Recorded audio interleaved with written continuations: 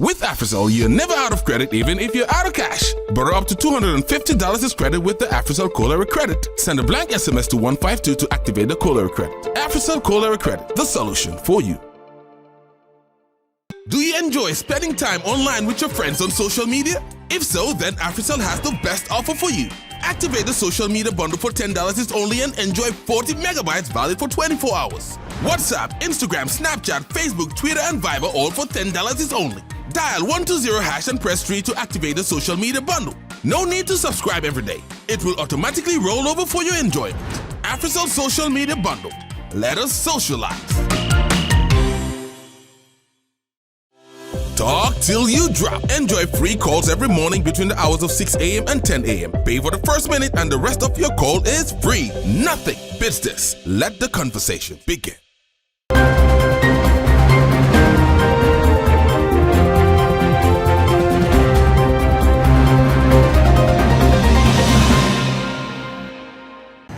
Good evening from our studio here in Serekunda. This is Star TV News with me, Mamadou Bailabari. Coming up, Sokoto police investigating alleged murder case. 147 Interparliamentary Union Deputy Speaker Njai advocates for growth of peace and justice policies. Gambia confronts irregular migration challenges, urges national dialogue. Road clearing task force garners public support, states Bakari Mane. On the international news, DRC tensions, heavy clashes between government and rebels. EU Leaders Summit group could not agree on a call for a ceasefire. At least 27 people killed after Hurricane Otis slams into Mexico's Acapulco. Those were the headlines. And now the news in detail.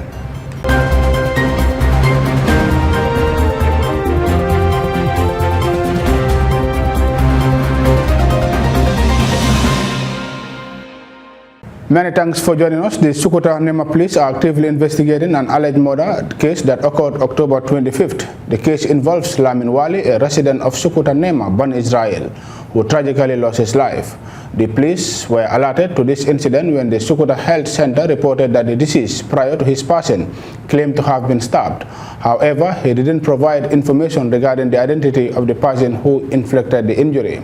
As the investigation progresses, the public is encouraged to share any information that could assist in apprehending the suspect. Moving on to parliamentary matters now. On Wednesday, Honorable C.D. S.K. Njai delivered a compelling address at the 147 Interparliamentary Union in Luanda, Angola. During his speech, Njai emphasized the significance of enacting legislation and formulating policies that foster peace, justice, and the development of robust institutions, aligning with the objectives outlined in SDG 16. Our parliamentary reporter, Mariam Adem, has more in that report. The Interparliamentary Union held its 147th Assembly meeting in Luanda, Angola from Monday the 23rd to Friday 27th of October 2023. The meeting brings together all IPU statutory bodies including the Governing Council, Standing Committees, Committees on the Human Rights of Parliamentarians and Middle East Questions, as well as the Forum of Women Parliamentarians and the Forum of Young MPs. The general debate of the Union focuses on the overall theme of the parliamentary action for peace, justice, and strong institutions and provides a platform for delegates to deliberate, exchange views, and galvanize parliamentary action in this area. Leading the Gambian delegation is the Deputy Speaker of the National Assembly of the Gambia, C.D. S.K. Njai, who addressed the gathering on various topics. Honorable Njai highlighted the humanitarian crisis in Palestine, which leads to the loss of innocent lives and extensive destruction due to indiscriminate airstrikes by Israel. The international community and representatives of the people, he said, are failing in their responsibilities, hence the urgent need to respect and act by international law and avoid further killings of civilians. The people of Palestine must be allowed to live in their land as a sovereign nation and people, and in line with the two-state solution approach. The United Nations, through the UN Security Council and other world bodies, continue to engage in futile diplomacy and politics, whilst Israel continues to murder thousands of Palestinians and destroy Gaza and Palestine. International community and us as representatives of the people are failing in our responsibilities. While we are busy engaging in empty rhetoric, thousands continue to endure suffering and are being deprived of basic necessities like food, water, electricity, basic medicines, and shelter. This is atrocious and inhuman. In Gaza, humanitarian aid is sought. The world must stand resolute and take decisive action to end the war in Palestine, and as well end the hypocrisy and politicization of the United Nations Security Council's veto power and act more responsibly to avert global catastrophe. I call on all parties in this catastrophe to respect and act in accordance with international law and avoid further killings of civilians, and all previous United Nations resolutions on Palestine and Israel be respected. I further call upon this General Assembly to act now and pass a resolution against Israel and ask Israel to immediately stop this Stone Age barbarism. By advocating for the growth of policies in line with SDG 16, Yai acknowledges the vital role that parliaments and governmental bodies have in creating an environment conducive to peace and justice. Such policies work towards diminishing conflicts, ensuring equal access to justice, and strengthening institutions that uphold fundamental rights and freedoms. And in our role as legislators, we have the unique privilege and responsibility of shaping laws, policies, and systems that underpin the fundamental principle of SDG 16. Therefore, we should be enacting legislation and formulate policies that promote peace, justice, and strong institutions. These laws can serve as shield against conflict and injustices.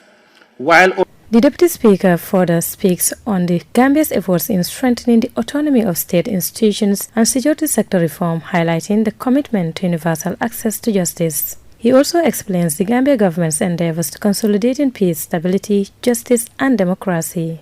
Since the change of government in 2017, His Excellency the President, Mr. Adama Barrow, has worked towards complete autonomy of the Parliament to strengthen both its financial and political independence to effectively carry out its core mandate. Fortunately enough, the Parliament has acted as a crucial partner in the implementation process towards achieving targets of our National Development Plan. Currently, the government is up to task to ensure that the security sector reform is on course to consolidate our peace, stability, justice, and democracy, guaranteeing sustainable peace. Honorable Njai's address serves as a significant reminder that political leaders and parliamentarians have a responsibility to shape legislative frameworks that promote peace, justice, and strong institutions. By doing so, they contribute to a more just and equitable society where individuals can prosper and enjoy their fundamental rights in a secure and fair environment. The 147th Interparliamentary Union Assembly is expected to adopt several resolutions on the emergency item and on the subject item taken up by the Standing Committee on Democracy and Human Rights entitled Orphanage Trafficking, the role of parliaments in reducing harm. The Assembly is anticipated to conclude with the adoption of an outcome document on the overall theme of the General Assembly. Maria Madem, reporting for Star TV News. The Ministry of Foreign Affairs, International Cooperations and Gambians Abroad has been actively engaged in addressing the complexities of irregular migration of Gambia nationals over the past 2 months. Recent efforts include the successful return of 100 stranded migrants from Dakar on October 24th, with additional evacuation plan in November, supported by the International Organization for Migration. Awasani has more in the report. In collaboration with the IOM, the ministry is also issuing emergency travel certificates to over 200 stranded migrants in Algeria, preparing for their evacuation. They stress the resource requirement and procedures difficulties involved and request understanding from all parties, while highlighting the significant risks associated with irregular migration journeys. The ministry notes that some stranded migrants in Algeria and Niger, particularly during the Tunisia crisis, decline evacuation opportunities despite being granted emergency travel certificates and exit visas. The challenges faced, according to the release, are not unique to Gambian migrants. The evacuation are coordinated by the IOM following established protocols and procedures which may require patience. The ministry is actively working with stakeholders and partners, including IOM offices in Banjul, to expedite the evacuation of stranded Gambian migrants. Despite these efforts, more individuals are still considering irregular migration influenced by current events and media coverages, leading to interceptions of Gambian migrants' boats in international waters. The ministry emphasizes that European countries have externalized their border control measures to North Africa and the Sahel regions to deter irregular migration by land or sea. In response to these ongoing challenges, the ministry calls for an urgent national dialogue involving all stakeholders to collectively address the complexities of irregular migration effectively and ensure the safety and well-being of Gambian citizens. For Star TV News, I am Awasane. Meanwhile, Bakari Mane, the senior road inspector of the National Road Authority, is currently leading the ongoing operations of the task force. In an exclusive interview with Star TV, Mane highlighted that the task force has been receiving significant support from the public.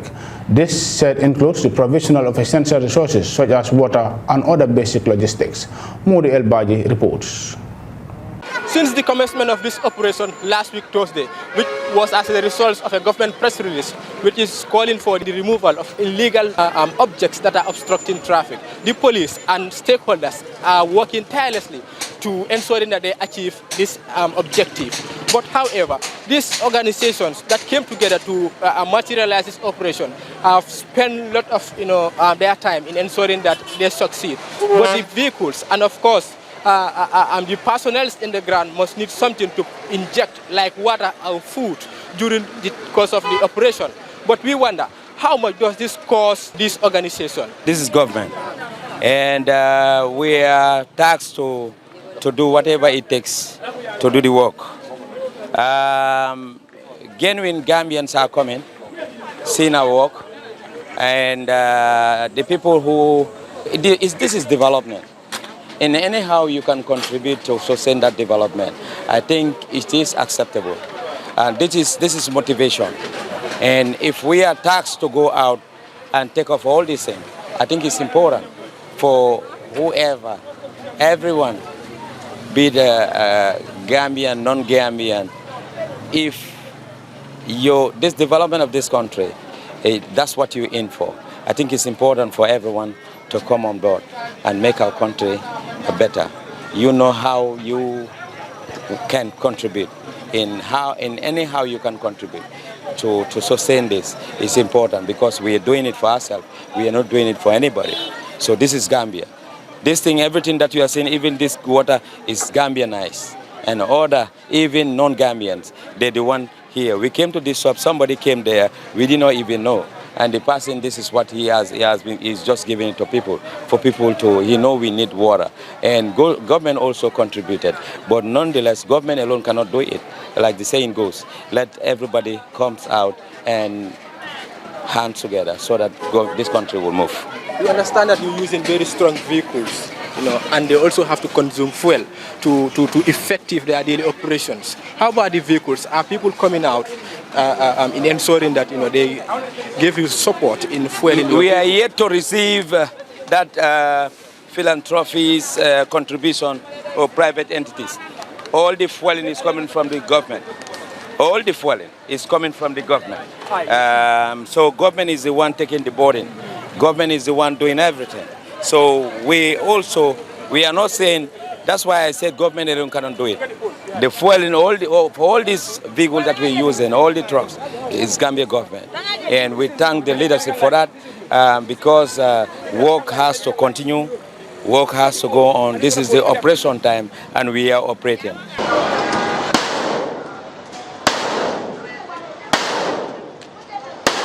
General stakeholders at large are calling on the general public to adhere to the dictates of this press release to try and vacate the places that are obstructing traffic before this operation team reach at their shops. For Star TV, I am Modu El Baji. The report by Modu Baji will take us to the commercial break. When we come back, we'll look at news outside the Gambia. Stay tuned. With AfriCell, you're never out of credit even if you're out of cash. Borrow up to $250 as credit with the AfriCell Cola Credit. Send a blank SMS to 152 to activate the Cola Credit. AfriCell Cola Credit, the solution for you. Send money to Gambia for free. You can now send money via MoneyGram to AfriMoney in Gambia anytime, anywhere.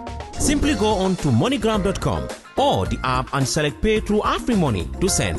Make sure the receiver is registered on AfriMoney in Gambia or get them to dial *777# to register. Instantly, the money comes into their AfriMoney wallet. No hassle, no wait times, complete ease. Cash out at any AfriMoney agent or AfriCell outlets. Free cash out, no sending fees. You reminded you tune in to Star TV News, broadcasting from our studio here in Churchillstown, and now we take a look at news outside the Gambia. In Democratic Republic of Congo, the government has again engaged in clash with the rebel M23 armed group. Civilians have been forced from their homes as the fighters gain ground. Al Jazeera's Malcolm Webb reports. A newly appointed military governor visits the front lines. Democratic Republic of Congo's army has been fighting the M23 armed group, widely understood to be backed by neighbouring Rwanda. A coalition of armed groups called Wazalendo has also been fighting M23. We have the population on our side, and this is why we are now talking about the Wazalendo phenomenon. We cannot deny their existence because they are defending the integrity of the country. This video, filmed by an armed group, shows its fighters preparing to attack an M23 position. But in the last week, M23's rapidly grown stronger and advanced towards the provincial capital of Goma. More than 500,000 people have fled their homes since M23 restarted an old conflict 2 years ago.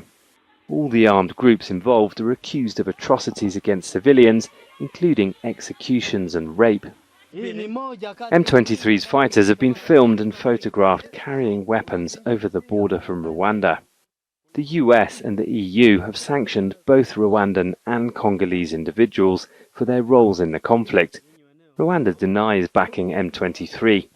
In this video, fighters show weapons they say were captured from Congolese forces. To the national and international community, we, M23, want dialogue. We're not partisans of war as people believe. Every attempt at dialogue has failed. Angola's President João Lourenço, who's tried to mediate, said M23 is refusing to withdraw and come to the table. It's the latest round of a conflict that began in the 1990s when Rwanda and Uganda invaded Congo and looted its vast mineral wealth. More than 6 million people were killed, and there's been armed conflict here ever since. Malcolm Webb, Al Jazeera. EU provides aid, avoids ceasefire. Spain, Belgium, Netherlands criticizes Israel. Ukraine urges EU support against war. Survivors of the October 7 attacks travel to Brussels to urge the EU to continue to back Israel's war against Hamas. However, European leaders did not call for a ceasefire nor condemn the thousands of civilian deaths as a result of Israel's bombardments. Will the EU agree to provide humanitarian assistance to the basic Gazans? Spain, the Netherlands, and Belgium were critical of Israel's action. The EU is calling for an international people conference, but deep divisions with the bloc's response to Israel are evident. Ukraine's president urged EU leaders to continue their support, emphasizing that both wars are a threat to stability in Europe. Al Jazeera's Steve Version has more from Brussels. Survivors of the October 7 attacks traveled to Brussels to urge the EU to continue to back Israel's war against Hamas. But European leaders did not need much convincing. While they agreed to a need for humanitarian assistance to the besieged Gazans, they did not call for a ceasefire, nor condemn the thousands of civilian deaths as a result of Israel's bombardments. Israel is a democratic state guided by very humanitarian principles, and so we can be certain that the Israeli army will respect the rules that arise from international law in everything it does. I have no doubt about that. But the 27 member states are far from united. Countries like Spain, the Netherlands and Belgium were more critical of Israel's actions. Israel has a right to defend itself, but it can never be an excuse to cut people from the necessities to survive. And so the blockade of Gaza is something which is unacceptable and which should be stopped. The EU is calling for an international peace conference to be held soon. A long and heated debate just to decide on the words humanitarian pause or pauses shows deep divisions within the EU when it comes to Israel. Some call the bloc's weak response double standard when compared to how the EU reacted after Russia invaded Ukraine. Ukrainian President Volodymyr Zelensky, perhaps feeling overshadowed by events in the Middle East, urged EU leaders to continue their support, making it clear that both wars are a threat to stability in Europe. Step Fasten, Al Jazeera, Brussels. Finally, Hurricane Otis has battered Mexico's southern Pacific coast, killing at least 27 people. The powerful Category 5 hurricane has ceased widespread flooding in the resort city of Acapulco. Al Jazeera's Manuel Rapallo reports. Scenes of destruction along Mexico's southwestern coast. This is the aftermath of Hurricane Otis after making landfall near the resort city of Acapulco, home to some 1 million people. Our house is a total loss. My mattresses, my documents, my children's, my grandchildren's things. It's a total loss. Scientists say Otis strengthened quickly just before it hit Acapulco. Many were caught off guard. There were some models that were predicting a slight intensification before landfall, but nothing obviously to the extent that was seen. And I think we can't really blame the models since this was broke all records in terms of rapid intensification. But, both the models and the National Hurricane Center were certainly not expecting this kind of development. Power and communication lines are down, and many streets and bridges are covered in mud. Thousands of members of the armed forces have been deployed to help with the cleanup operations. Forecasters have described Otis as a catastrophic hurricane. It's also believed to be the first Eastern Pacific hurricane ever recorded to make landfall in Mexico as a Category 5. Manuel Rapallo, Al Jazeera. That story by Manuel Rapallo brings us to the end of this edition of today's news bulletin. But before we go, a quick recap of our main headlines. Sokoto police investigating alleged murder case. 147 Interparliamentary Union Deputy Speaker Njai advocates for growth of peace and justice policies. Gambia confronts irregular migration challenges, urges national dialogue. Road clearing task force garners public support, states Bakari Mane. On the international news, DRC tensions, heavy clashes between government and rebels. EU leaders summit group could not agree on a call for a ceasefire. At least 27 people killed after Hurricane Otis slams into Mexico's Acapulco. Well, that's all for this edition of today's news. Thank you very much for watching. Do stay tuned and enjoy the rest of our programs. Until then, have a very good night.